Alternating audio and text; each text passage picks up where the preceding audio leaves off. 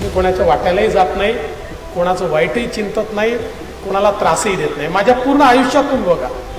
पण ईश्वराची देणगीच आहे. माझ्याशी विश्वासघात केला का ईश्वर त्याचा सत्यानाश केल्याने सोडतच नाही. माझा इतिहास तपासा. मी नाही केलं, कधीच करत नाही, मी करतच नाही.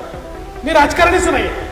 त्यामुळे मला ते राजकारणातले छक्के पंजे आणि याला खाली टाक, त्याला वर कर, याला गाळ, त्याला पाड, हे धंदे जीवनात केले नाही. पण कुठेतरी आई तुझा भवानीचा आशीर्वाद आहे, पांडुरंगाचा आशीर्वाद आहे, आपल्याशी खाजवलं की सत्यानाश झाला म्हणून समजा.